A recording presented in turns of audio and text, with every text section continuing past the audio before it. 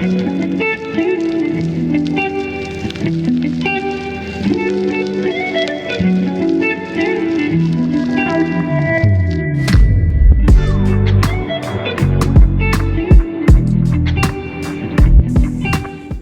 are back for part 2, or just our second episode, honestly. Yeah. And we got some interesting topics. So the last one, if y'all didn't catch it, we just kind of did a catch up on what we've been up to since, leaving this cult. And now we're just going to dive into, I guess, the spiritual realm, or just the out of the box type of things that some people are into, but most Jehovah's Witnesses learn nothing about these things. So once you go on this journey of leaving, you just find yourself and just explore, this life thing. Yeah, I like the way you said that. Yeah, that's a nice way to. This is very what is that word called? Whenever it's like when you don't talk about something. Taboo. Thank you. Yes. Yeah. Taboo. Okay. Yeah. So this is gonna be a taboo conversation. Oh yeah. Taboo conversation, especially coming from ex-Jehovah's Witnesses. Yeah. Yeah. Yeah, in JW world, I feel like this is level 5. Taboo type of subject. I must agree. But I also think, again, that it's just taboo, and like a lot of it, other people have experienced, but they just don't talk about it. Right, that is true. They hide it. Yeah. Yeah, they do. Okay, has there been any exploration with substances since you guys left? Yeah, so I lived in my mind. I've lived in my mind several different. Yeah. I have elevated in my mind several different times and with different types of substances. So Some one Cloud being 9 vibes. yeah. So one I call Super Mario Brothers. Okay. Okay, and another one I call Tree. I feel like some Super people say Mario Brothers, is that like the mushroom, the fungus? Yes, It's the fungus. The fun guys are coming to the chat. The fun guys and girls. The fun guys have entered the chat, y'all. and also ayahuasca. Okay, ayahuasca. Wow, that's interesting. Mm-hmm. So, how was your experience with that? Well, first, tell the people what it is, because to be honest, I don't even know what ayahuasca is. Or I kind of do, but not really. So ayahuasca is a brew that comes from different vines and leaves that are brewed by indigenous people, and it's the purpose of it is to help you clear from like trauma, or it's really good for people who are on some type of like hard substance, like say they have an addiction and they need to come off of that. That ayahuasca is really good for things like that, or say you're dealing with some other super traumatic thing, you need to heal and clear from that. Ayahuasca helps with that. So, and I spoke about this before. So I suffered with a certain type of OCD called trichotillomania, and so that is why I wanted to take ayahuasca. So I went to a state, and a part of this area in the land of the state is like viewed as indigenous or something like that, and so you're allowed to do those type of substances there. Wow. Because it's part of their culture, right? Yeah. And so I did it there with the shaman, with the group of people. That is so cool. For like, I think it was 3 nights. 3 nights. We have 5. Wow. And it was not pleasant. It wasn't anything to like get trippy off of. Definitely not. It's something to definitely respect. It's almost like you're confronting your inner demons, right? Like confront. So you don't get high from it. It just makes you calm. What is it? No. So like when I had started learning about like the law of attraction, like or like watching the show The Secret, kind of explored on or talked about what you think about is what will be about, or really more what come you to feel. Be. Yeah. It's really what you feel. So ayahuasca kept telling me, like, because it's like, oh, Mother Ayahuasca speaks to you, and I like totally was not getting that before, but then when I took it I was like, oh. So I got a little scared when I took it the first night, and the shaman said there's no going back. So because some people I guess get really scared and say make it stop, there's no one going back. So when I had the feeling like, what did I just do? Like Mother Ayahuasca is like, oh, your feelings are intense, so I'm going to make everything you feel intense. You're going to start feeling and seeing intense things. But it makes you control how you feel. Oh, nice. Wow. It helps you realize you control how you feel. And so that was one of the things I took away from it. Also too, it just kind of felt like it took out like files, like, oh yeah, so you got a little issue over here, we got this issue over here, and So, Yeah. question. I'm sorry, I mean to tell you. So when you say controls how you feel, you mean in terms of anxiety? Like you was able to control your anxiety and well, it makes you realize you need to start controlling how you feel. Like you're gonna feel how you feel naturally, but like you can stop how you feel to a degree. Like you're in control of your own life, kind of thing. Yeah, So, like, I'm not talking about you get your hand cut off. You can stop that. I'm talking more like stop repeating this bad feeling. But actually, Yeah. I know that was like a funny thing, like cutting your hand off or whatever. But whenever you look at the ideologies that monks have, a lot of it is kind of similar because they go into a deep meditation to where they can't even feel pain anymore. You know, if they want to cut off their pain sensors, they can cut their pain sensors off.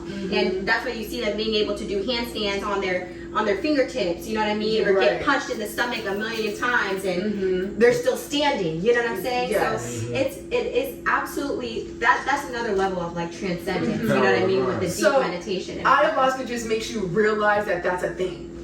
yeah, And it's like you Yeah. need to work on that. yeah. Because it's like pulling out things that you need to work on, like work on this, okay, work on that. And so there's different levels. I don't think that you can just take it for 3 nights and you're done. Yeah. It's like you gotta kind of do it, I would say a total of 6 times depending on how severe your situation is, especially if you're on some type of like major drug. Okay. Something like that. But crack?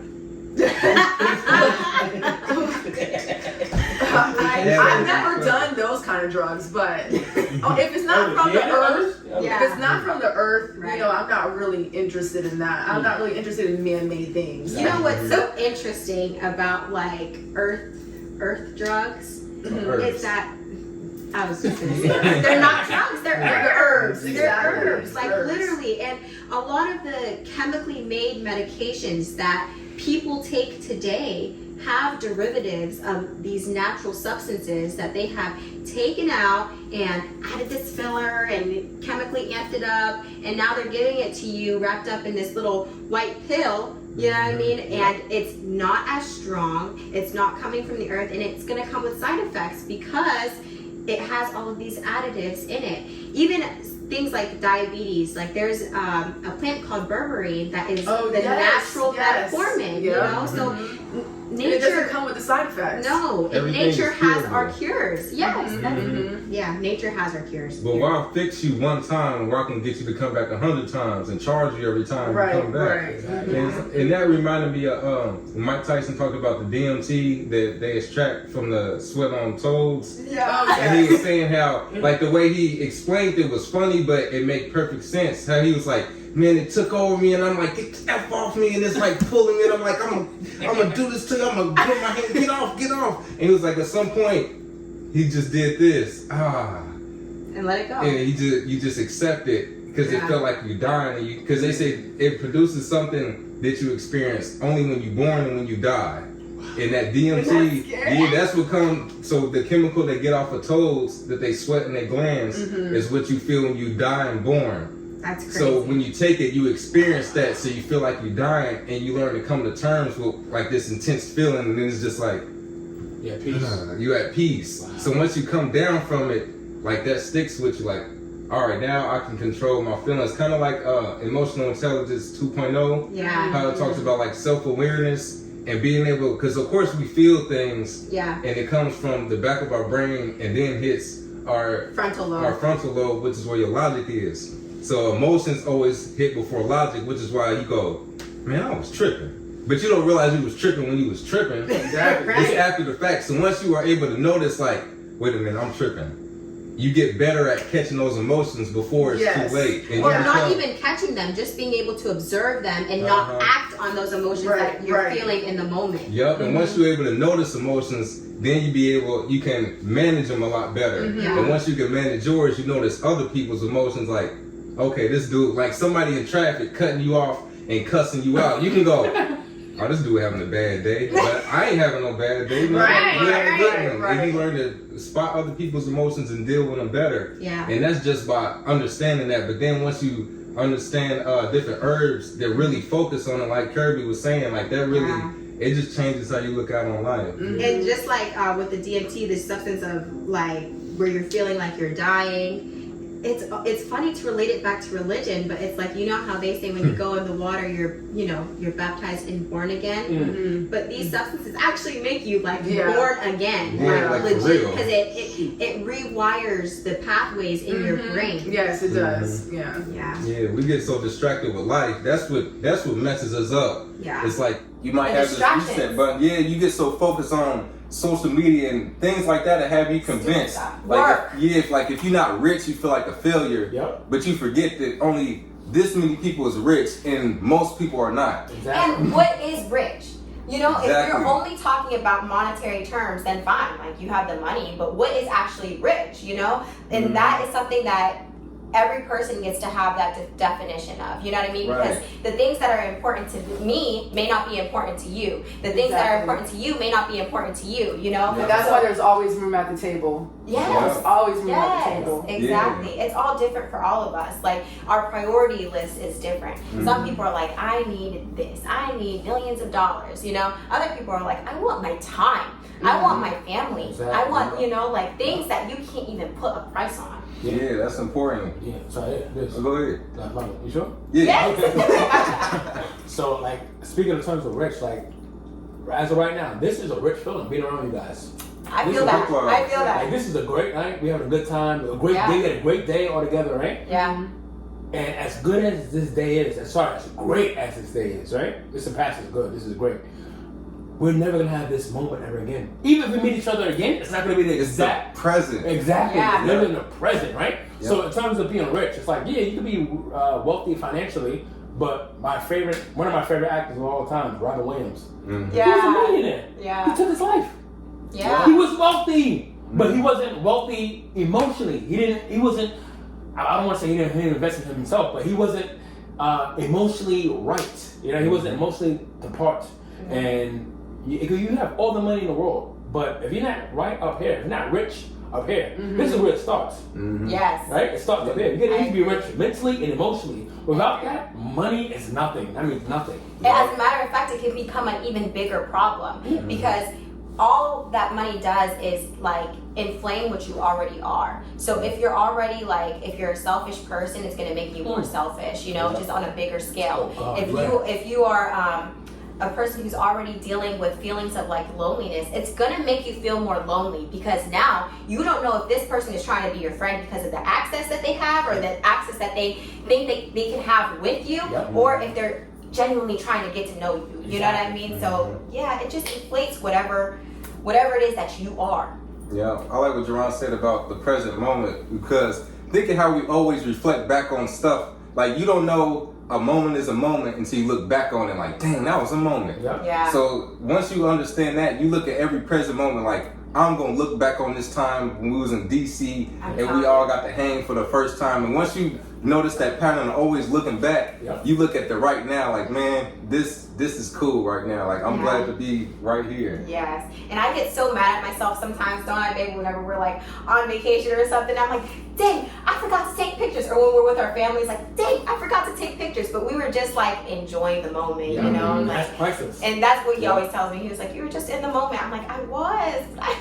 I wanted to remember it. I hate like going to concerts and everybody's recording through their screen, and I'm like, y'all are missing this part. I'm like, nobody is for me personally, when I'm scrolling through people's stories and it's 30 clips of a concert, I'm not sitting and watching every performance on this stuff. Nobody is.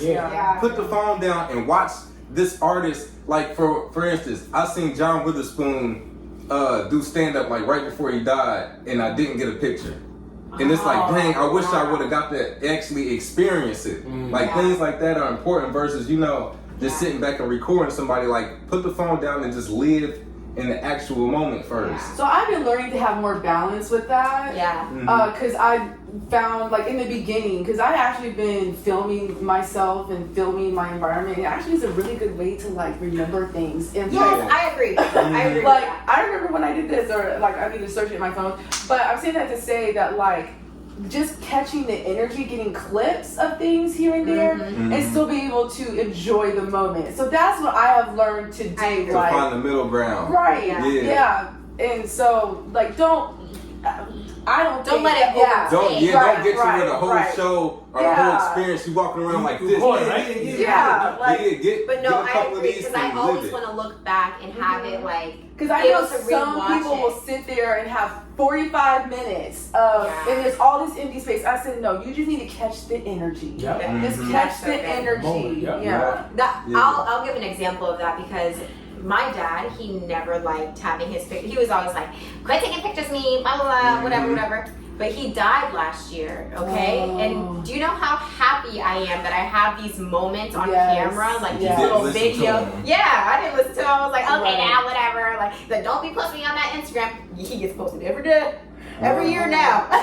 Okay? But I'm so happy to have those moments. So I do think that they are important, because you want to, like, when I look back at some pictures, I'm like, I remember exactly how I was feeling that day. You know, I remember exactly what was going on that day. Yeah, or even things that you forgot about just by living it until you see the picture, like, oh, I remember this. This is when this and that happened. Because even if you didn't capture that funny moment, you're gonna remember. You're gonna remember, you know, and like, because you caught the energy. We walked into that store, and you slipped and you ruined your brand new shirt when you fell in the mud. Like you remember that. You know, I was just talking about earlier today. Because I got one to go. I was like, y'all should have had your phones out.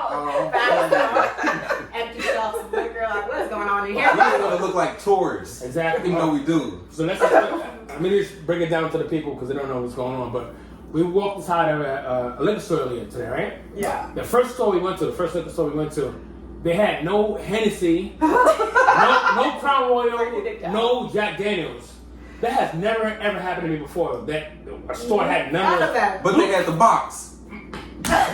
Selling pipe dreams like the governing body. Like, oh, let me get that box. Let me get that crown. Oh, we don't have a crown. Well, what's in that? Yeah, exactly. Oh, nothing. Exactly. Imagine going to a liquor store and he's just selling a box with no alcohol inside. Right? I mean, you ain't got it. Exactly. He was so mad. I'm like, hold on. I went to the store, right? I went to the liquor store. I said, oh, let me get that apple Crown Royal. He goes, oh, that's only for display. I said, huh? There's no liquor in there? He goes, no, that's just for display. I said, why do you have the box? Why are you displaying something that you don't over here? You teasing me. That's something you do at a shoe store. Exactly. Right? One shoe on the rack. You got a 10? No. Okay. But not at no liquor store. Then he gonna suggest this big bottle. What was it called? I don't know. I missed all that. It was just very fine or something. It was a name we never heard of. Very special. Very special. Very That's what he kept saying. Very he was special. like, I got very special. I'm thinking like Crown Very Special. No, just very special. We look at the top. It's one of those like how you can get a bottle of E&J this big for 18. Yeah. It was one. No, bro, we don't. It's up there for a reason, and the crown is gone for a reason. Exactly. Don't nobody want that. And we were over there in our own world, like walking through the store. There's all these empty. Everything the shelves were empty. There were some bags of chips, you know. But the refrigerators were all basically empty. Like the few that were in there was spilt over. Like, what is going on? You know what? Storefront. Which is why nobody was there. And that's why they had the glass. Yep. Dun, dun, yeah. That makes complete I thought they had the glass there because it was just a rough side of town. We're on the same side of town as the other liquor store. We ain't gonna get him in trouble. And the other liquor store didn't have glass. Store. Yeah, okay, that's true. You're right. Yeah. You're right, babe. You know how we know that? Because when we first moved to Atlanta, that's why I like podcasts, because it just go everywhere. We first moved to Atlanta, we went to a Mexican restaurant, remember? Oh my god. Burger bars all on the windows, cameras everywhere. Nobody was there, and we ordered something to eat. They gave us all the wrong foods. And the food was trash. It was garbage. And they were not friendly at all. And afterwards, it was like... And there was cameras everywhere. Like, they were all... we were like... And we took my grandma there. Right. See, was new to the place. Girl! Anyway, I got a similar story. So when I was in New Jersey, right? Mm-hmm. Me and one of my friends was looking for some good pizza, right? And we walked into this Italian restaurant, right? Oh my goodness. In New Jersey. Dun, dun, dun. What, the mafia guy come out? What do you want? So we walked to the side, and the guy looking at us. Oh, he looking at me and my friend like, what are you guys doing here? We're hungry. Our stomachs are growling. What do you mean? Oh, we're not open yet. It says open. The door was wide open, and you could tell they was mafia type guys, right? Yeah. You could tell they was up to no good, and suffering, you know. Yeah. Yeah. Those are some weird experiences. It is. This is like, oh, never mind. We're not from here. Yeah, sorry. But you know, I'm happy we was able to have that experience today because we could laugh at that for the rest of our lives. Yeah. Right? We was able to live in the moment. We didn't record it, you know. We was able to live in the moment. We could laugh about that, you know. And like, even if we go back again, it won't be the same as earlier when it happened. Right. We already know. And we ain't going back again. Our advice, if the people see this that was there, buy some liquor at least. Get some penny. I told my story. I never told the story. I told you guys earlier. I didn't tell it on my channel. Oh. So yeah. We're getting at Jeron special. We got it special today. Where do I start? So when you lead the organization, you know, you want to be experimental, right? you want to test the waters, so to speak. And I was experimental with THC products. Okay, yeah, there's Yeah. With the flour. Yeah, with the flour. In the edible edition. Yeah, exactly. Edible candy. But so I was in LA a few years ago, and surprisingly, this is what brought me back to the organization, right? But I was in LA a few years ago, and I already told these guys the story. I didn't tell you wasn't on, so I'll tell you. But yeah. So a few years ago, I was in LA, right? And one of my friends, I was an actor at the time. One of my friends had some edible gummies, right? Mm-hmm. And you know, gave me the bag. Said, "Hey, try one. Have one." You know, I'm an impulsive person. okay. And spontaneous. So I go like this. I took a handful. Oh, right? And he saw you do that. She saw me do it. She showed you. Okay, and she said- didn't she was like, stop you. Well, it was too late. Oh, you did it that I was fast. flashed. Yeah. So Was that handful. was that your first time? first time? Oh, so you didn't know. I didn't know. Oh. So the only reason why I did that is because I told these guys in the past I smoked weed in the past, never got high. So I said I can't get high from this. Okay, yeah. Oh, Right? I'm only naive. I said this is not gonna do nothing. I smoked weed. Weed didn't do nothing, right? So and I didn't know edibles and weed are two different Right. Levels of it. Yeah. ex-witnesses and Jehovah's Witnesses. Right. Two different ball games. Right, Two different perspectives, right? So I got a few hours later, I got super high, right? And I went to a dispensary on top of that and I bought more edibles while I was already high, right? Because I'm that impulsive person. Living on it. You were able to operate? Well, let me finish. Okay. There's levels to it. So a few hours go by, I'm like laughing hysterically, I'm crying. So I'm laughing to the point where I'm crying, right? Uh-huh. And I bought some more edibles, and I went to my other friend's house. It's like 1 a.m. We bunch on these edible cookies on top of the gummies I already had. Oh my goodness! Yeah, exactly. My heart would be beating out of my chest. Well, yeah, we're getting there. Oh Let me tell the story. We're getting there. So, you know, me and my family, we were eating, munching, laughing, having a good time. And mind you, I'm on vacation in LA. I was living in New York at the time, right? Oh, okay. But from New York to LA for Right. vacation, right? So I'm happy, we're laughing, we have a good time, just chilling, talking. Next thing you know, that enjoyment, that laughter turned to paranoia. Dun, dun, dun. Exactly. And my heart was, now my heart's going like this. It's beating out of my chest. I'm like, Yes. right? So I said to my friend, listen, call the EMS, I'm about to have a heart attack. Right. So I'm fully inactive, right, at this time. And I started praying to Jehovah. I said, Jehovah, you let me live this. I promise you I will come back and serve you faithfully. Right? I was praying to Jehovah, right? So I went to the EMS. The EMS picked me up, went to the hospital. You know, I stayed there for several hours. Mind you, I'm on vacation. But yeah, I was having heart palpitations on and off for 6 months after that happened. Oh my. For 6 months. It was still in your system. Yeah. So there was times when I was dead asleep and I don't know, I would wake up and my heart would just, you know how scary it is? That's triggering. Yeah, so I'm waiting. I'm waiting for a cardiac arrest. I'm waiting for a heart attack to happen. I'm just waiting. There's nothing you can do about it. When something's happened to you internally, you can't control it. Yeah. So I'm just waiting, like, oh God, is this my last day on planet Earth? Is this it? Is this how I go? You know? I'll be dead asleep and out of nowhere just, you know, just my heart would be. So I was like, fuck. Oh my gosh, that's so scary. Yeah. So that prompted me to come back to the organization. That is crazy. That prompted me to come back to the organization. Because you've been tricked. Exactly. You've been tricked to think that's what you need to do when something traumatic or anything like that When happens. in reality, you just ate too much. Right, Exactly. right. And too much of anything could be detrimental. Exactly. For real. So, yeah. Yeah. But if you did something else, some other type of substance, that Well, I'm done. yeah, exactly. Yeah, if you would have drunk a whole liter, just good, you out. Yeah. I'll be drawing the mirror right now. Yup. You know? But, so. Girl, I can't.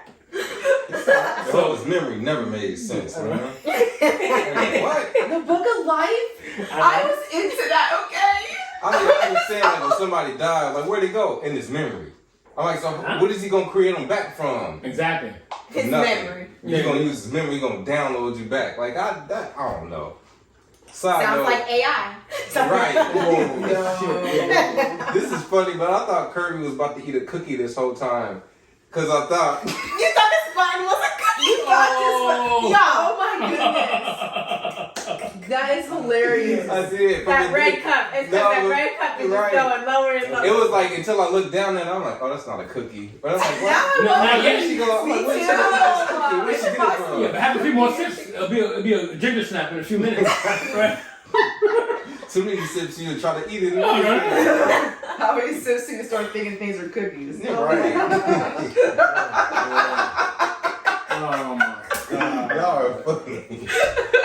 I think, let us know. Should we keep doing these? Should we link back up in a few months? And These are such a vibe to me. Yeah. Are y'all feeling the vibes? I would literally swim from Hawaii back over here. No, next time we're coming to Hawaii. Hawaii. Okay. Hawaii, yeah, exactly. Yeah. So they won't swim to Hawaii. Hell yeah. All right, y'all. So we are gonna switch gears here and get into a juicy topic. Juicy topic. We can't talk on this topic because we only date each other. But what has XJW life been like in regards to dating? You go first this time, Jeron. We need the camera to zoom. I know, for real. Like the office. I'll pass the torch back to you. He pulled a Uno reverse. Yeah. Okay, so before I officially got out, I was dating somebody who in the Jehovah's Witness world would call burly, right? Burly? Worldly. Oh. Worldly. Yeah, I her thought you sound like a So burly man. What? So, during that time, I was like thinking I was gonna just be like, I didn't know about Pomo, or anything like that. I was just like, you know what? I was gonna end up being inactive. But that relationship ended, and I was devastated by that relationship ending like that because I thought things were, I thought things were like fine, but for the other person it wasn't. And I also didn't really know how to be in a relationship. What do you mean by that? I just didn't know how to act. I didn't know how to be in someone else's space because we were also living together because I was in a financial situation. Yeah, elders, yeah. and I did have a boyfriend before. I actually had 2 serious boyfriends before, so one in high school, but that was like secret. And he also grew up Jehovah's Witness as well. So he understood certain things. And, you know, basically when I left, I did a lot of research on like dating. And what I found was like that the way males think are severely different than the way women think. And I did not understand that. And I needed like actual explicit examples, not saying cover yourself, you know, so you don't tempt a man. And I'm like, that's not, no, you need to have sexual intelligence. If I'm an individual and I'm an adult, I feel like every individual, male or female, needs to have sexual intelligence. And I feel like women are taught to have sexual intelligence in a certain type of way, in a toxic way. Yeah. But we're not taught, and the men are Like not why? taught. And we're not taught why. Yeah, we're not taught why. Guys need to have sexual intelligence as well, and I feel like that's like a term I came up with. Maybe that actually is a thing. Yeah, I never heard of that term. But that's how I'm here for it. that's how I describe it. That's how I describe it, because I just feel like, okay, you know, this is like a small example, and I feel like this is kind of like kind of understood. Like if you call a guy at 11 past 10 p.m., it's like, oh, the guy thinks that you want some. Right? Mm-hmm. But in reality, you just might not be able to sleep, and you are into that guy, but you're not necessarily ready to go be doing all of that. Right. You might have thought about it, you know, a couple of times, for women. but it's not like, you know what I mean? So I had to understand what that exactly entailed, and I had to do some research. So when I think I talked about this in the other video, about that, what was like a study that was done. Yes. And that really helped me, like, object, like, for real, like, literally, their brains change. And, you know, as a woman who, I grew up with my father, so my father treated me very well, very respectfully, and kindly. So I'm thinking, all guys do the same. So when I wasn't getting that treatment, I was shocked and stunned, and what was happening? I don't understand. I have a question. Yeah. Was your father a Jehovah's Witness? He was not a born-in Jehovah's Witness. He became a Jehovah's Witness. Okay, so this is something interesting that I feel like I've found with Jehovah's Witness parents, particularly the father. Okay. I don't feel like they readily prepare their daughters because they're not real with them. You know what I mean? In regard to like preparing them for a relationship or what men are looking for or what you should be, you know, because they're tiptoeing around it and kind of keeping you like sheltered. Bubble. So even whenever you look at, I don't even want to say all, but like some Jehovah's Witness fathers, they're not like I don't even know how to put this. Realistic? Yeah, like not like the best leaders either. Oh, not like the alpha male, they're more beta male. Yeah, like I don't want to say it badly because that sounds mean or harsh. But they're not the best leaders, because even if they're like an elder or a ministerial servant, those are the leaders within the organization, right? Yeah, but the outside world, they're still being laid by somebody else. Exactly.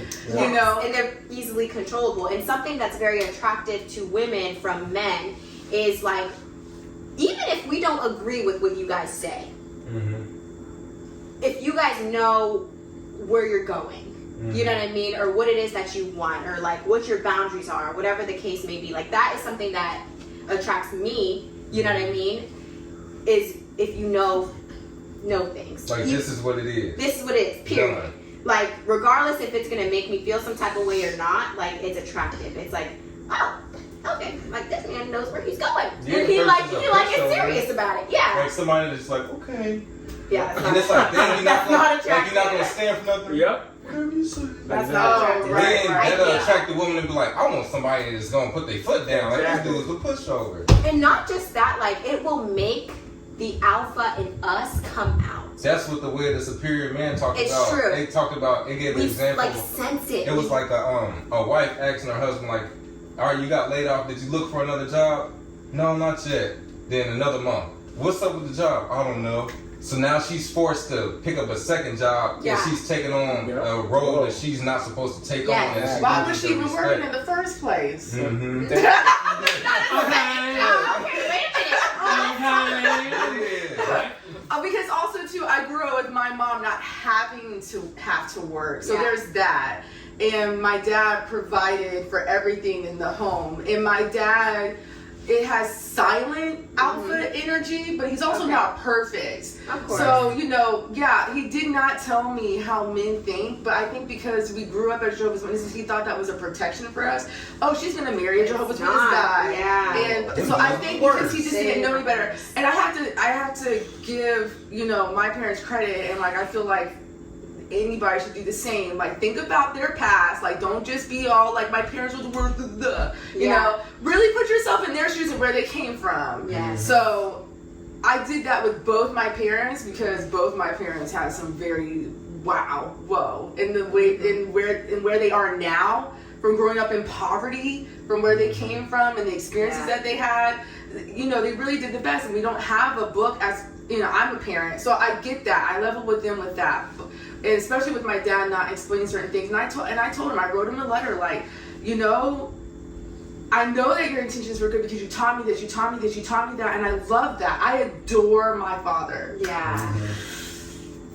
Oh. But parents don't get everything right. That's what they would say about parenting. Like, you do the best you can, and of course, at some point, every child tells a parent, like, I appreciated this, but you could have done this better. And that goes from generation to generation. It's always going to be something that even when we have kids, it's going to be like, well, I tried to do this, but from their angle, it's going to be like, well, I'd appreciate it if you would have done this. And there's nothing wrong with that. Yeah, so I said that, and I was just like, but I feel like because, you know, we were in the religion, I can only assume maybe you thought that this was a safe thing for us, and you wouldn't have to explain like the uglies of, you know, how some guys are or whatever. Maybe you thought I was protected from that. Either way, you've always treated me kind, respectful, and all those other different things. So I gave him his flowers and gave him his credit for that. But I realized that a lot of women are growing up with fathers that don't even do the basics. Yeah. You know what I Bare mean? minimum. So I'm just like, oh no, that's the real pandemic. Yeah. That's the real pandemic.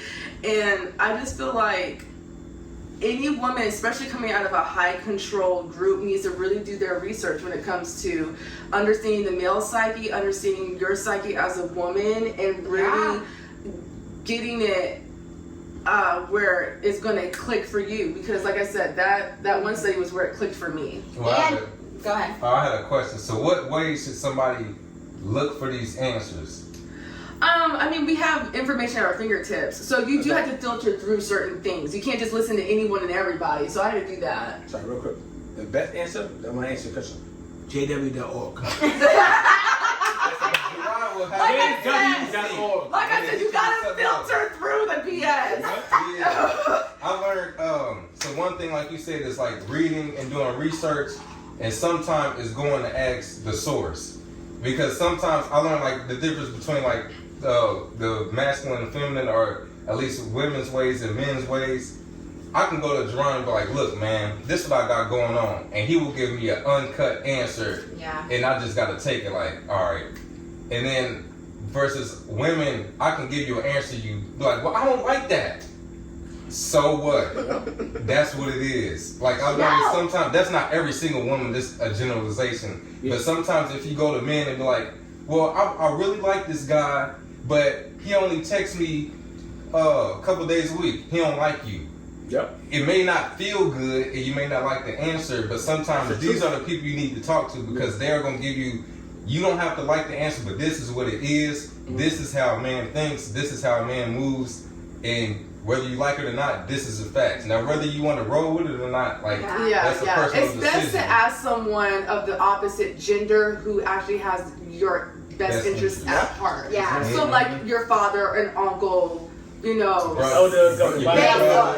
Your cousin. Basically, someone who's not trying to bang you. Right. Yes, Exactly. Yeah. Mm-hmm. Yeah, that's so true. Because you know what, men and women do think so much differently. You know what I mean? And we're supposed to. We're supposed to, and I think if we can come to a place more of collaboration and balance. Yes, instead of like not going so far left, not going so far right. Because there's like a war. There's a war between It's the masculine that and the feminine, and it doesn't need to be that way.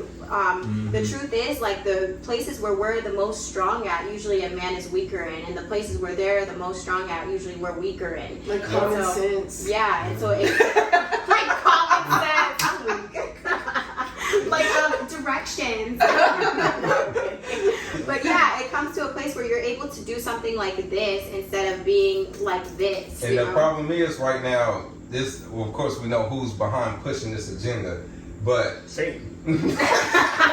but everybody's focused on why can't we be the same instead of understanding why are we opposite? Like Why are we a different? man isn't supposed to be like a woman, and a woman is not supposed to be like a man. But everybody's so focused on, well, I should be able. No, you shouldn't, and vice versa. Everybody, we should understand our differences and put them together. Like, all right, if one gender is more emotional and one is more logic, it's for a reason, because I got too much logic and not enough emotion. You got too much emotion and not enough logic. Exactly. So teach me some of your emotion so I can have some balance, and let me Vice give you versa. some of my logic. Exactly. And now we got to even Exchange. we got to even exchange, and now we can work together. But people are so, and a big thing behind this, especially like we talked about understanding like herbs and things like this to help you understand emotions. Yeah. Once you understand yours, you understand others. And when people say certain things, you go, this person is hurt.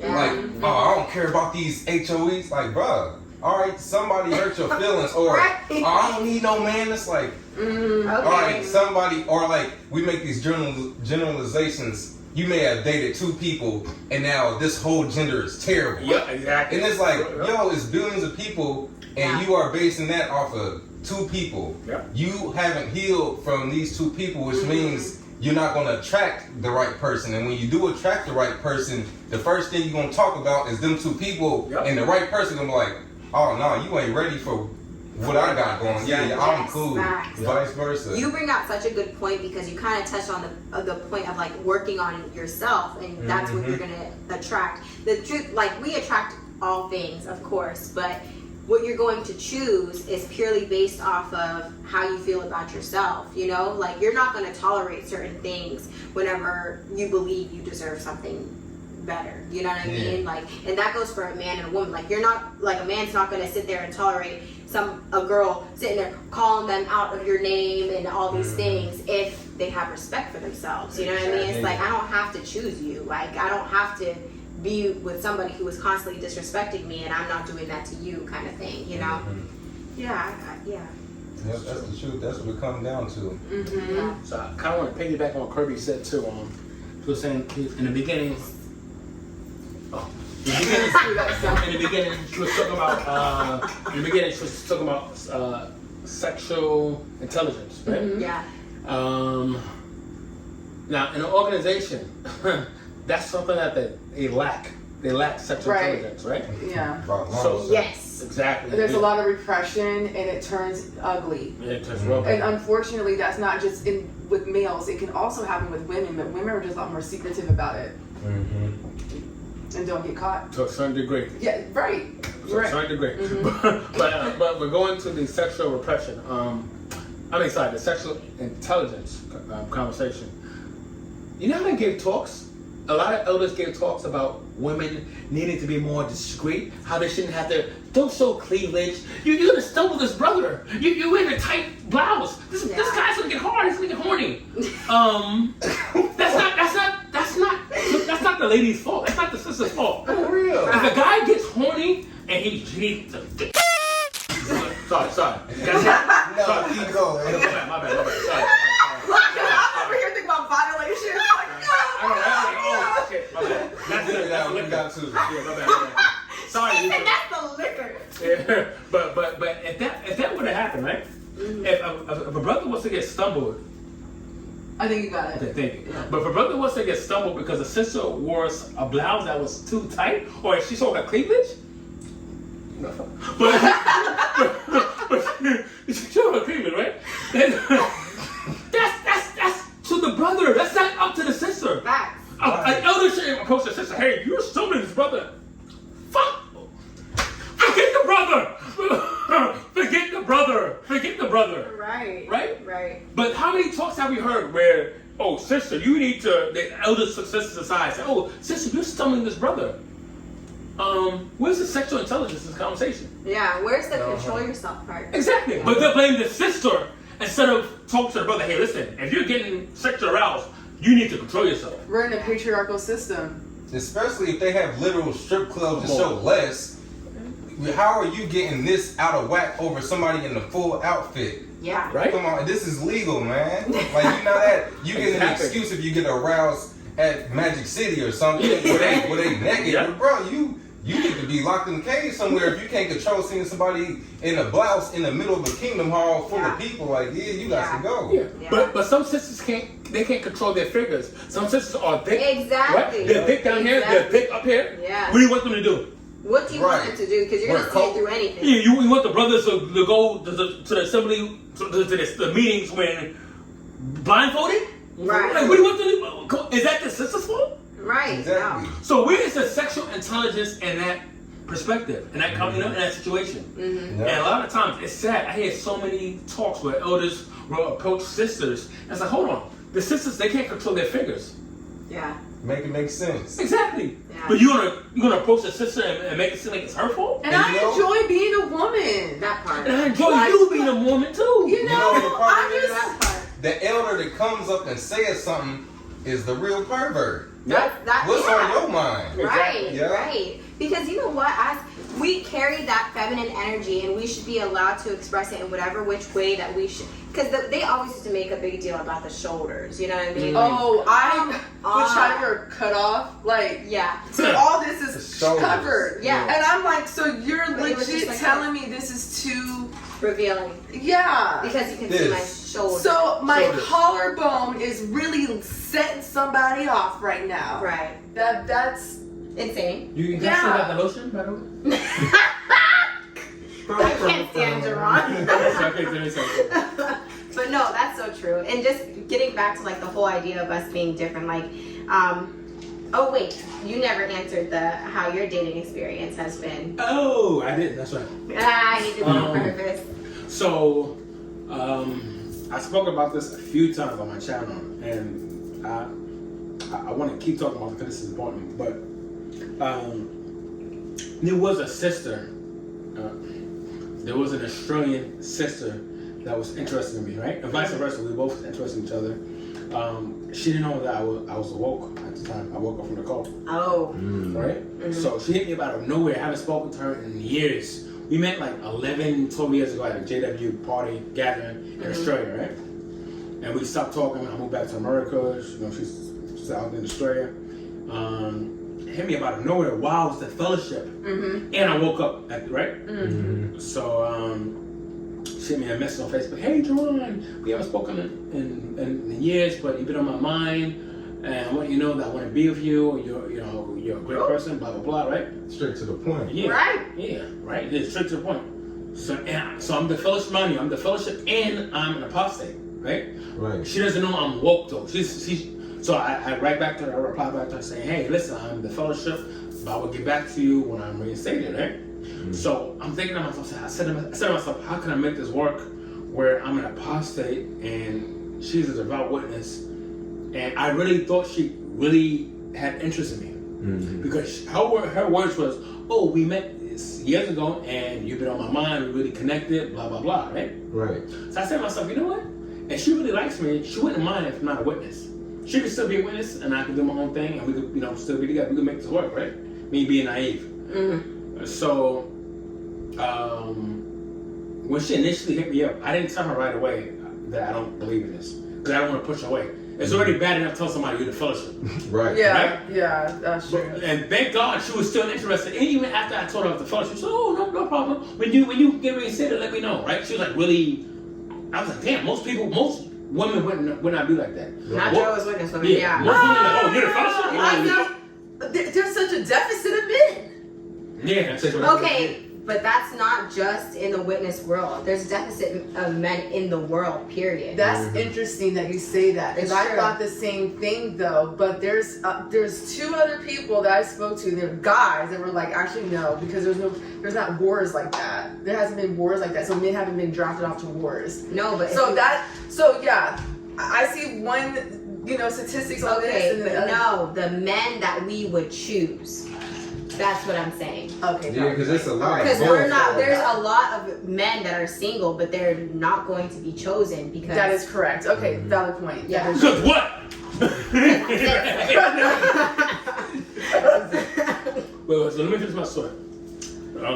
So I was trying to figure out a way in which me and her could make this work, right? So I honestly believe that this sister really cared about me for who I was, right? So I finally came out and said, you know what? After a few months, I said, you know what? And I got reinstated at the time. So I said, listen, so I said, I'm reinstated. I approached her. I said, listen, well, not physically, but I wrote to her. I said, listen, I'm reinstated. However, I'm not going to be part of this religion. I don't really believe in this. I have doubts, blah, blah, blah.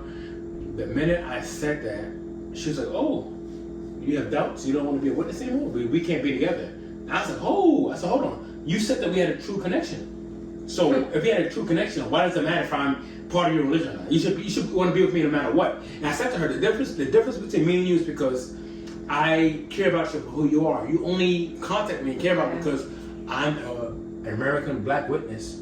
You like black guys, and and you thought that you was like, she's a witness, you're a witness. Exactly. Right. The minute I told her I don't believe in this anymore, and her father's an elder, her mom, and her whole family's in the organization, right? Oh, yeah. So the minute I said I don't believe in this, she was like, oh, she blocked me, right?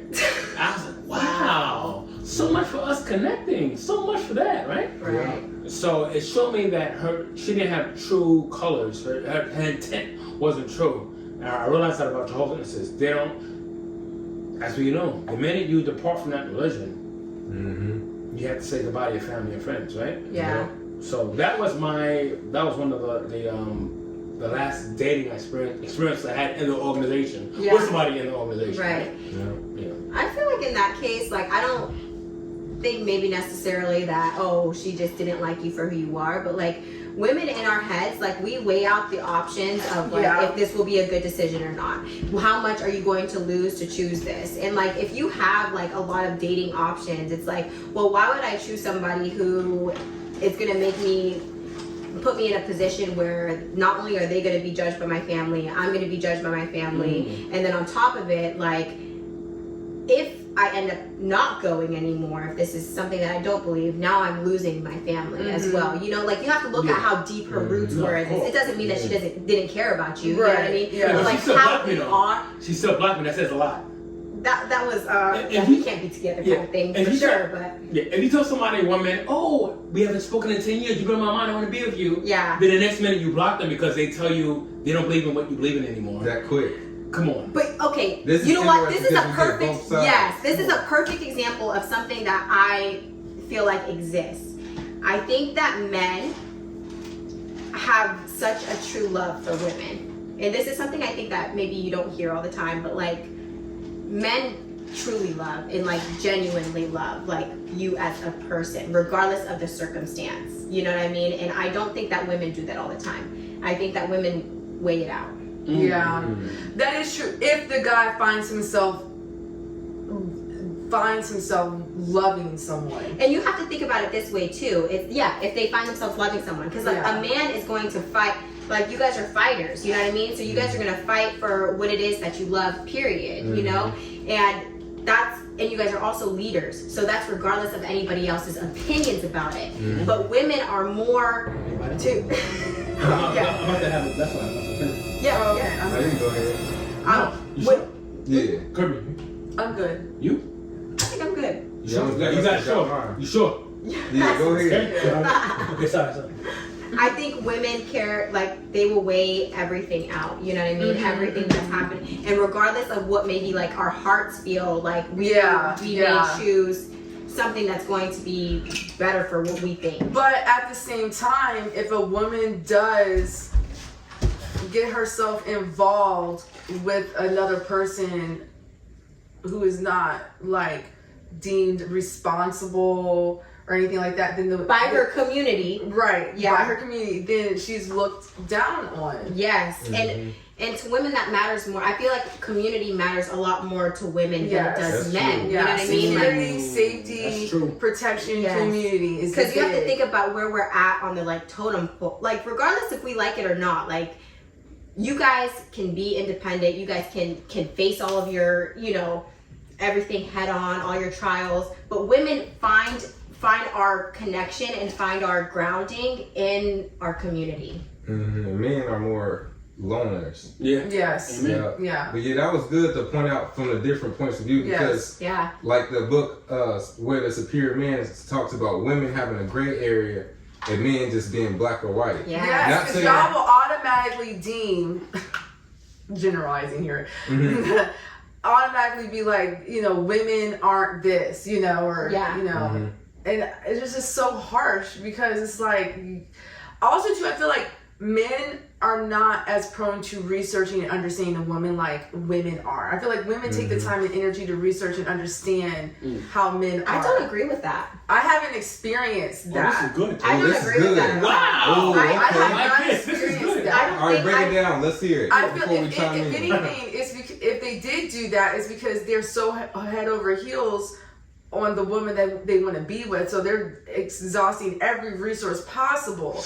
But if they're not, if they haven't been captivated by any woman that they feel emotionally attached to, where they're in love and like accepting them for the good, bad, and the ugly, I don't witness men doing that.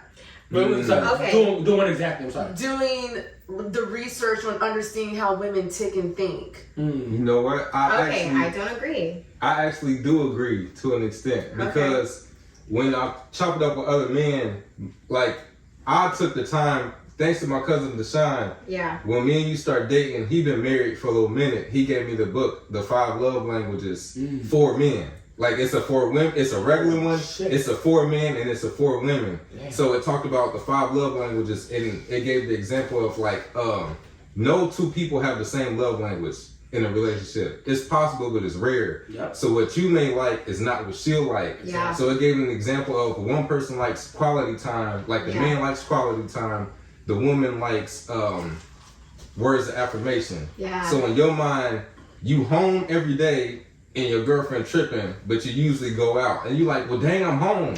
But her thing is she doesn't care about quality time.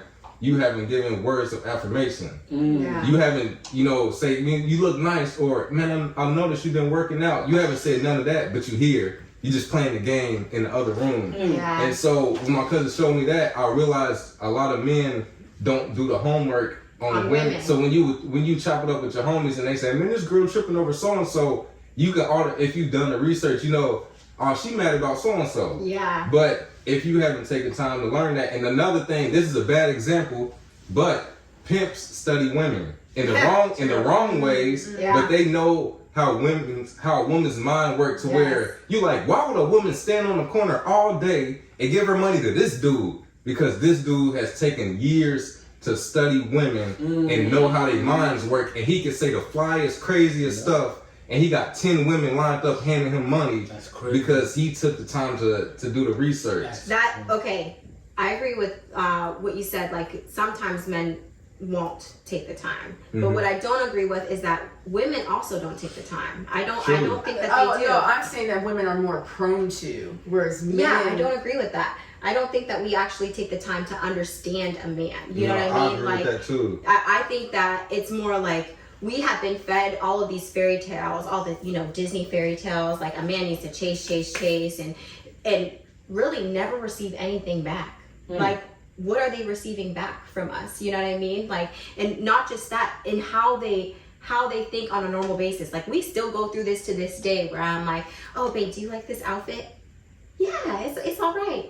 I'm like, all right, okay, so you don't like it. You know what I mean? Like that's how our mind operates, because we see the gray instead of just accepting like, okay, he likes the outfit because he said it's all right. You know what I mean? And like if that's I how don't they like talk. it, it's no. Like, yeah. Like if me and Jeron Plain had and a simple. conversation, Yeah. bro, should I rock this shirt with that? Yeah.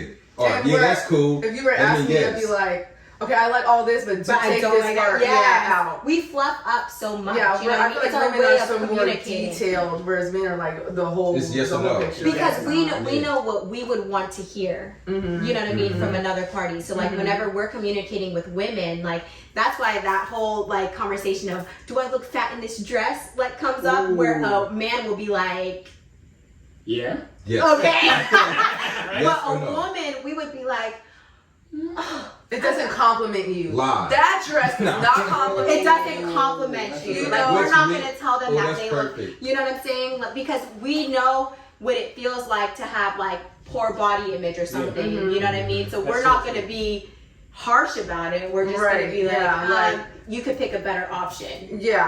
But it means the same thing, Yeah. just without saying it. Yeah. Yeah. Yeah. Yeah. I mean, it's just like we're just different, and I don't think that.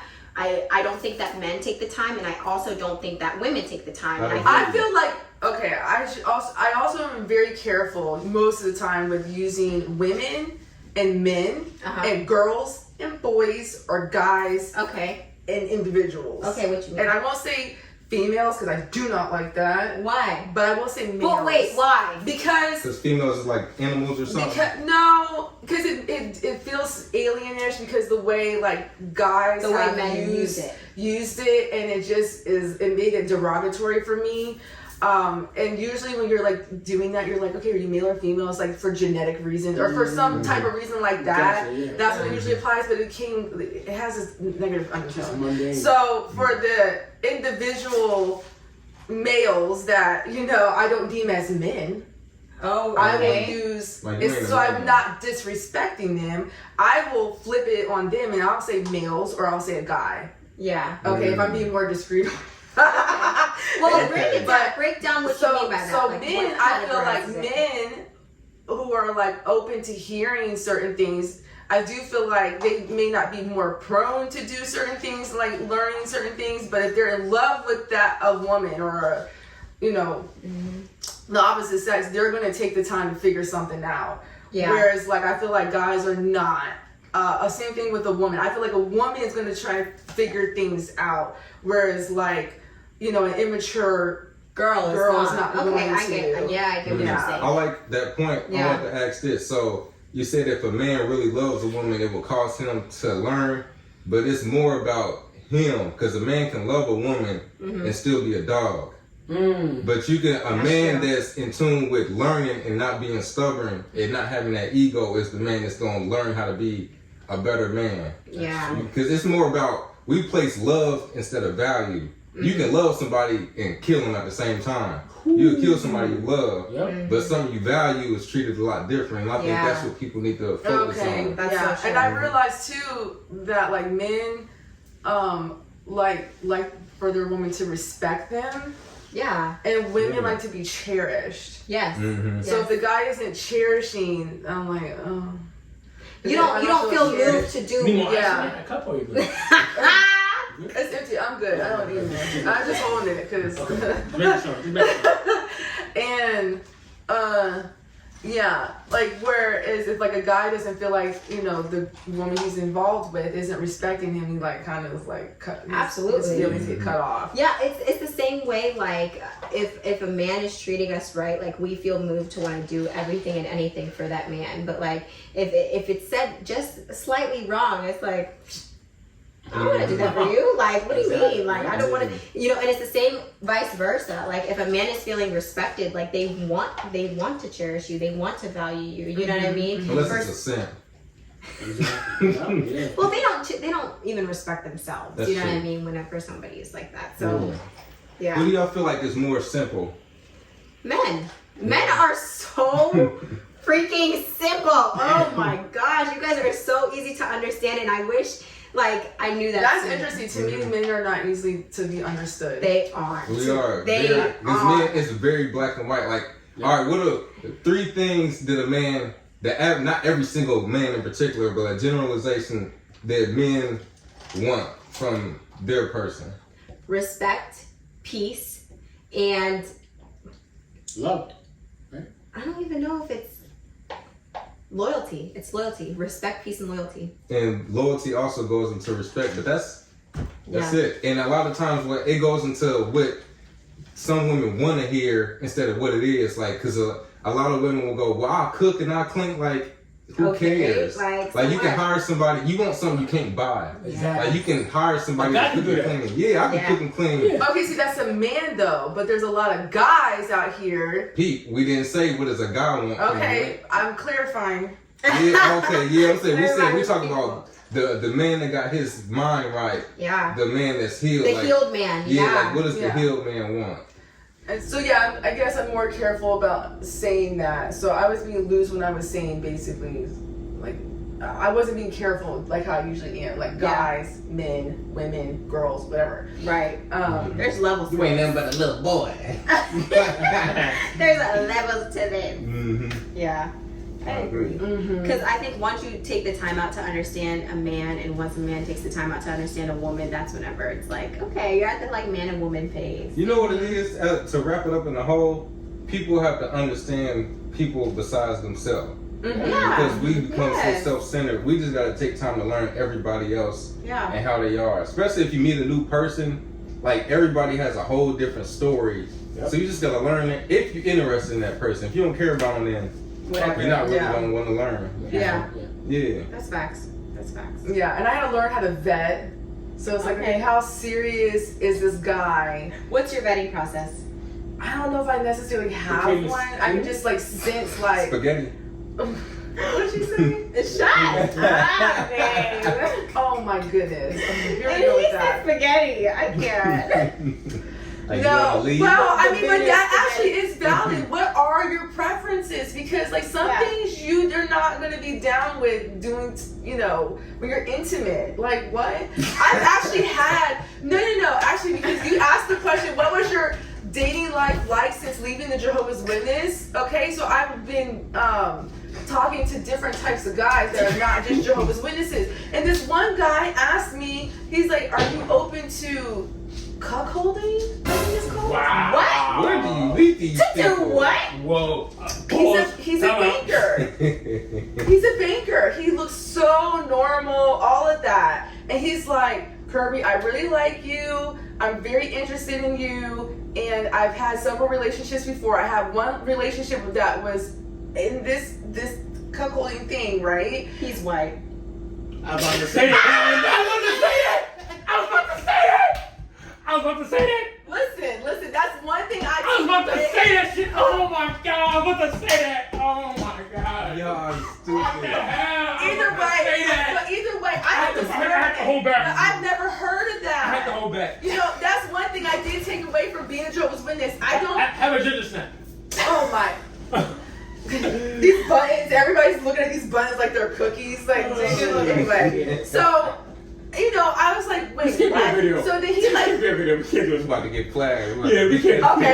No, I'm joking. Oh, okay. So I was just like, okay, and he was very mature about it. And it was like, okay, He white. it doesn't matter their nationality. It doesn't It matter. does, because that's not a thing. It does matter. Black people It's don't. certain It's very rare. I would never Okay. tell somebody to cuckold me. It was the first time I heard of it. So I was very like, cuckolding. Like, you want me to hold it? Like. And a couple. I was being so literal about it. And so like he was just like, okay, no, I'm gonna have to break it down. So then it was like also too he explained some stuff to me and I was just like, okay, so I had to make a choice. Like, can I get with that or can I not get with that? It You is know what about I mean? making choices, And he literally. also explained other things. Like he expressed his finances. He broke that down to me. Yeah. And he didn't not like he told me his address, but he told me where he lived. You know, and then I was able kind of to assess like, okay, is he renting? Does he own the place? Is it an apartment or a house or whatever? Vetting and those kind of things. And like, Okay, so like when you're vetting, like what's your priority list? Like, okay, for me, I have like a top 3. What is like your top 3 things that are most important whenever you're vetting a man? vetting or like wanting to be committed to like qualities I want in a man, because I feel What like is it's the different.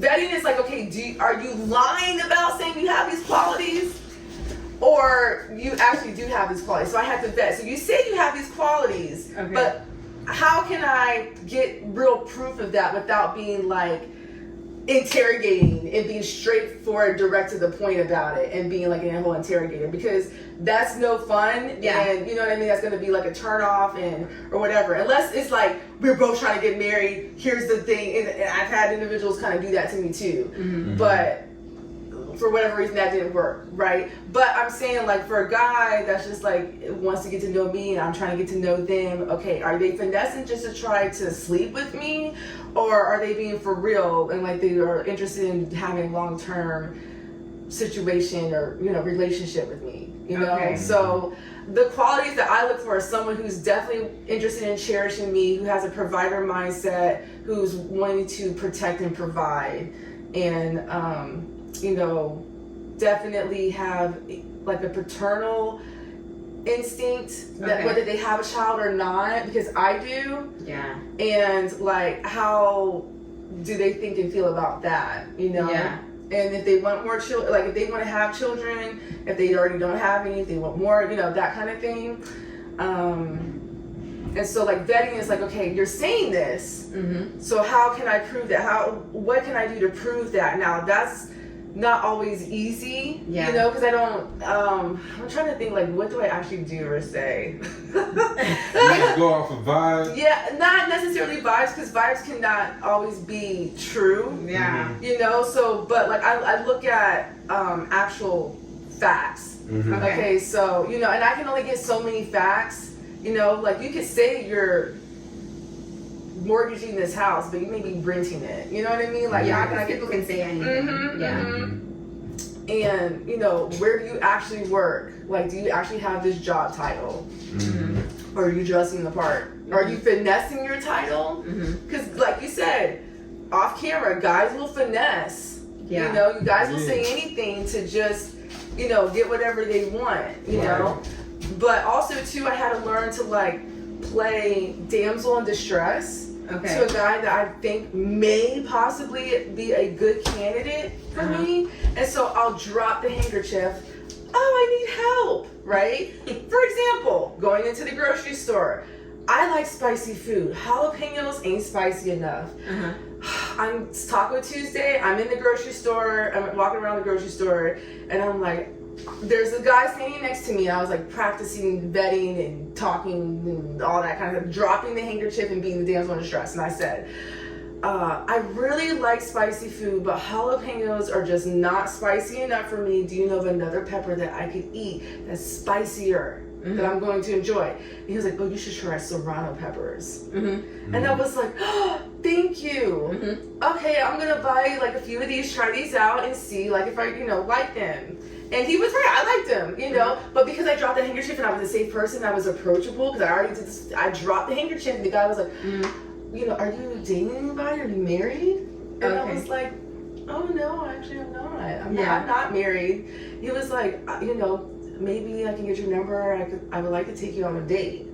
Okay, so that was me dropping the handkerchief to make him feel comfortable to speak to me. So I learned that in that sense, because, you know, it's very intimidating, or it can be, you know, for any gender to just randomly talk to somebody. You know what I mean? Yeah, and men have to do it all the time. Especially in this day and age. Like, it's different. So that's how women can do their part. So I had to learn that. And then also, too, like I said, the vetting part. Yeah, and I don't women aren't necessarily approachable anymore. Like, we're not, we're just like, you know. Some, I don't want to dismiss, you know, the ones who are. Right, Generalization. Yeah, we talking generalization. Because I also, too, there's been so many women who are scorned. You know what I mean? So I feel like there's also that attitude, that mentality, and that they haven't seen anything better. So because they haven't seen and experienced anything better, they don't know better, so they just keep thinking the same thing. But all that time they were choosing wrong, and I'm guilty of that. I'm guilty of choosing wrong. I didn't know. If you don't know, you don't know. But, you know, there's a lot of people who will get online who are dating coaches and stuff like that, and they'll be shaming the women. You were stupid because you stayed with them.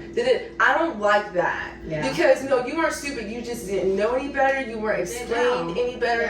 Because the movies paint stuff a certain way. If you had a father in the house, 9 times out of 10, he didn't explain nothing. You know what I mean? Like, he said he was sorry, but nobody told you. Just because somebody say sorry don't mean they're sorry. So if nobody ever told you. And to me, that blows my mind. Because if I feel like as a woman, or even a girl who don't know any better, like, you know, to girl, or, you know, if I said that to a guy, I'd be like, no, I'm actually genuinely sorry. You know what I mean? Whereas a guy could just be saying it just to shut the fuck up, girl. Like, I don't gotta talk anymore. Yeah, that's true. That's true. I'm sorry, guys. Let's go on the pizza. Wait, is it ready? I'm ready to. We gotta see what time is ready. In the meantime, we wrapping this up because we about to eat. But hopefully, my bad. As you can see, my bad. Somebody is hungry. Right. Somebody got the munchies. My bad. Man, this is a good discussion, and like we were saying earlier, I can't remember if it was off camera or not, but it's too many podcasts about this men versus women instead of men with women. Okay. It's always about what's different about us, and let's argue back and forth instead of coming. All right, we can talk about all day was different, but what's the solution? Yep. Yes, and here's the thing: it's like there's always this talk about dependency and being dependent on a man or dependent on a woman, and it's not about that, and it's really not about having codependency either, because there's trauma behind that too. You don't want to be codependent on a person to where like you need this person so bad or else you know you can't function. It has to be an interdependence where you are dependent on your own, but you guys are coming together to make something work for whatever vision it is that you have for your lives, you know. And really, whenever it comes down to relationships, I think it's just about finding somebody who also wants to have that same goal, whatever the goal may be. It's different for us all, but like finding somebody who has that same goal and you guys both collaborating in whatever way that may look to work towards it. Yep, it becomes healing and the ego. That's like the two main things that make people work. If you can, if you are a healed person and this is a healed person, and you put your ego aside, you are willing to be like, all right, instead of being like, I'm only gonna help you after you do what I want. Then I'm gonna start helping you. Exactly. Like, no, it's like, yo, I'm coming here, I'm a healed person, and this is what I have to offer here. And if you do me bad, then that sucks because you're not a healed person and you gotta live with that. And that's how the other person comes like, all right, this is what I got and this is what I got. Let's work together. And if it don't work, well, this just wasn't supposed to work. And I'm not gonna sit and hold on to this. I'm gonna just go forward and I'm gonna come across the right person. But you got a lot of hurt people and they going, right, well, I ain't about to do nothing for you and you gotta do whatever I want. And then down the line, I might easily here and there start to be a good person. Like that's just dumb. You should have to get a degree to do a podcast or pass some type of test at this point, because you got a bunch of idiots just giving hurt advice. That's literally coming from a place of hurt. And I don't even think we even got into it, like the unconditional love versus conditional love. Do you guys want to get into it?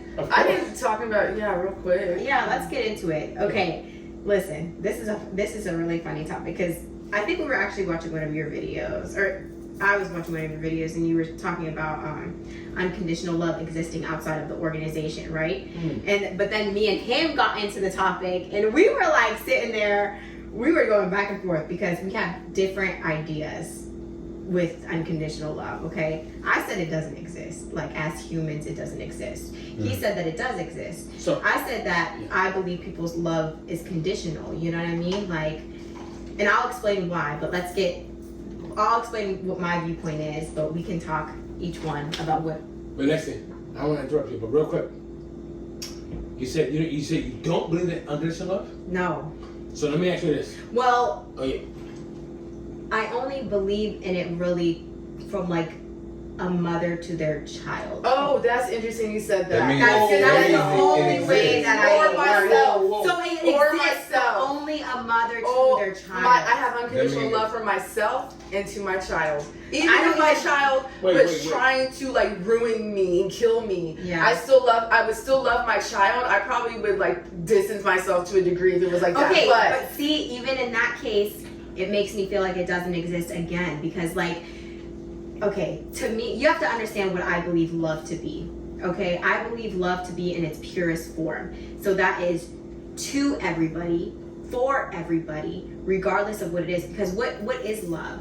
Love is respect, love is safety, you know what I mean? Love is being able to love without conditions. Like that's the whole idea behind unconditional love, is without conditions, right? But if a person is trying to hurt you or something, it's really, and it's that's why I'm like, why do we have to use the word unconditional? Because that's obviously a condition. Like if somebody is outright disrespecting you or out to hurt you, like you're not going to show them unconditional love anymore. Because for your safety, you have to put yourself out of their proximity. Of course, but that's different though. Let's make it about you and Jeron, right? Okay. Let's say it's a romantic connection. Did I finish? Wait. I'm just clarifying. Exactly. You're right. Yeah, exactly. I always said a romantic connection between them, correct? Let's say he never screws up. He never messes up, right? What? Come in a little bit. Oh, come in? Oh. There you go. Okay. let's say he never messes up, right? Yeah. 50 years from now, if he shows you unconditional love Yeah. towards you, Yeah. you will show him unconditional love back, right? Okay, that's what I mean though. It has to be between two participating members. Yes! Okay, but that's what makes me feel like it's conditional because like if you If you as a act human, right, if you act right, then I can act right. Oh, yes, and that's why to okay, I me, get that, I that's get why that. to me, I love get is that. always conditional. As humans, like Yeah. to me, having unconditional love is such a super godly, like almost out of our human body kind of thing to possess. Yeah. And when I'm thinking about it, like to me, if somebody treats me wrong, I'm not going to show you unconditional. Yeah, that's done. Okay, but that's why It's I don't conditional. believe it exists. And this was my argument. But I'm talking about from a positive perspective. If he's always good to you, the love should be unconditional. But that's where I believe we can just use a different adjective. Conditional Pure, love. or That comes- no, not even. that We comes could just to- use pure love, But you know what that respectful is? love, Yeah. deep love, Yeah. understanding called- love. That goes to the this is what it is, but I don't like how it makes me feel. Like how we Okay. talked about earlier. Like and this is the example I use. Certain people in a lifetime have a solid bond and they die with that. Yeah. Because Yeah. that's the like to this day we had people we thought was our friends, but the way that life and everything worked out, they not around. You was never meant to, like my best friend Mac that passed when I was 19. That we was like this. Yeah. I'm 31. I outlived him all these years. We never got into it. We never had no beef. Yeah. He was only meant to live to be 19. And something like that, it's like we call that unconditional love, or like a loyal friend you have to the end. Yeah. Because he still talks about him to this Yeah, day, like to this day, like that was my boy. So that's what I call unconditional love. Is only meant for certain people that's gonna rock out. As long as we on this journey of life, Yeah. that's that's what we call unconditional. Yeah. The people that you fall out with, it was never really, it wasn't that. It wasn't. It was never. So that's what. That's what I'm. So when you saying, all right, what if two people together and then they mess up? This person wasn't meant to be on your lifelong journey. Yes. That's why I say that's not unconditional. You was only meant to get me from point A to point B, maybe to learn a lesson or something. That's it. And then I take what I learned from that and go, all right, now this prepare me for ABC. But so I was looking at it more from a bigger scale than just like here, like you might turn your back on me. All right, Okay, well, you but wasn't see, meant and to I ride with felt me. like I was looking at it from a bigger scale because he's looking at it from like person to person experience. Like, okay, I feel this unconditional love with my mom. I feel this unconditional love, you know, with my friend. Like, but I'm thinking about it as just a human experience. Can humans have unconditional love? And when you look at the qualities of love, I looked it up. So, correct communication, loves through true actions, respect, trust, authentic connection, empathy, love's not envious, acceptance, forgiveness, patience and kindness, acknowledgement, commitment. Like, can we all honestly say that as humans we have unconditional love all the time? And for me, that answer is no, because You know, I don't show that. You know what I mean? To everybody. this the difference I noticed in that thing. Remember how earlier we said what a man looks for versus Yeah. a woman? Yeah. Trust that's like a deal breaker right there with Yeah. us. So with us, if it's a friend that you have always been able to trust your whole life, that's where unconditional love come in. Because if this person, out of all the terrible people you met in life, this person has never turned on you for nothing, Right. that's somebody that you gonna hold tight to you. Like this Yes. is somebody you really rock with. Right. And that's what makes something unconditional, because it's hard to find qualities like that. Yeah, in and that's why I'm individuals. saying it can only work between two participating participants. Like two participating people can show unconditional love within each other. But what I'm saying on a human aspect, like a global scale, can we show unconditional love towards everybody all the time? To me, Everybody that's no. can't. You know I'll what I say mean? some people can, but everybody can't. And that's what makes unconditional love a special person, or a special thing, because out of all these people, only certain people are like that. But is who we show love to also a condition? That's Right. what Yeah. that's where Right. I'm coming from with it. Like We're like, I'm thinking about it so literal. yeah, like to me, like if you're saying unconditional love, it's the purest form. And like if you're truly there, then you're showing it to all people at all times, regardless of what they're going through. Because even if they do you wrong, like, and there's this whole debate between like unconditional love versus unconditional tolerance, but love is tolerance. Yep. You know what I mean? So like how can we we separate the two.